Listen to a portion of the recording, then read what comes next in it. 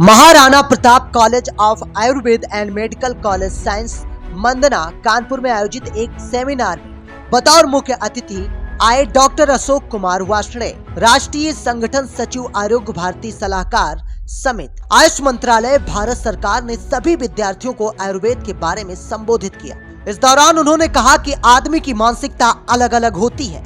उन्होंने उदाहरण देते हुए कहा कि कोई बच्चों से गीत श्लोक नहीं सुनेगा, लेकिन एबीसीडी और बाकी सब सुनेगा। डॉक्टर वार्ष्णेय ने आयुर्वेद के महत्व पर प्रकाश डाला और विद्यार्थियों को इसके बारे में विस्तार से बताया।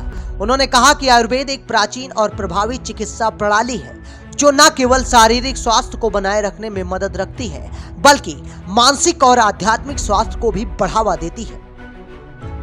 इस सेमिनार में विद्यार्थियों ने आयुर्वेद से संबंधित कई सवाल पूछे और डॉक्टर वार्ष्णेय ने उनके सवालों का जवाब दिया। यह सेमिनार आयुर्वेद के बारे में जागरूकता बढ़ाने और विद्यार्थियों को इसके महत्व के बारे में बताने के लिए आयोजित किया गया था। आयुर्वेद के विद्यार्थियों के लिए समय समय पर उनको मोटिवेशन देना, अपने विषय के बारे में अधिक जानकारी मिले, सरकार और अन्य तंत्र कैसे उनके लिए सहयोगी हैं उसकी जानकारी देना, यह इस कार्यक्रम का उद्देश्य था कि जिससे कि सभी आयुर्वेद के विद्यार्थी एक कॉन्फिडेंस के साथ अपने भविष्य की योजना बना सकें और देश के स्वास्थ्य में अच्छा योगदान कर सकें।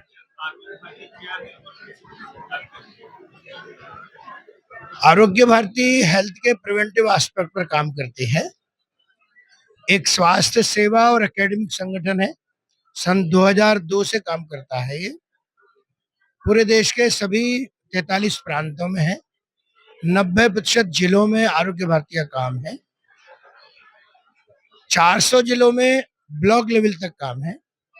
प्रिवेंटिव एस्पेक्ट से जुड़े हुए लगभग 27 ऐसे अलग अलग विषय हैं कि जिनमें आरोग्य भारती काम करती है, कि जिसके कारण से समाज का सामान्य व्यक्ति स्वस्थ रहने के लिए तैयार होता है, प्रशिक्षित होता है और अपने जैसे दूसरे लोगों को भी तैयार करता है।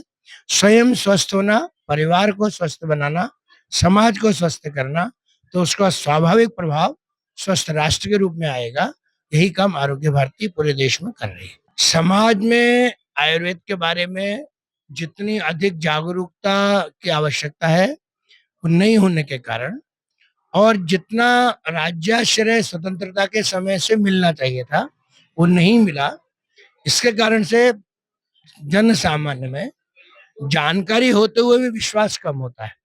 लेकिन विगत 10 वर्षों से जिस तरह से प्रयत्न हो रहे हैं, समाज में जागरूकता भी बढ़ रही है, और केवल जागरूकता ही नहीं बढ़ रही तो अच्छे विद्यार्थी, अच्छे चिकित्सक, अच्छे रिसर्च इंस्टीट्यूट्स यह भी तैयार हो रहे हैं।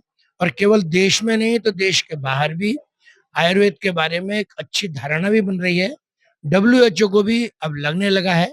उन्होंने भी ट्रेडिशनल मेडिसिन सिस्टम के अंतर्गत इस आयुष विभाग को रखा है, और भारत का आयुष मंत्रालय WHO को भी एक पर्याप्त सहायता कर रहा है।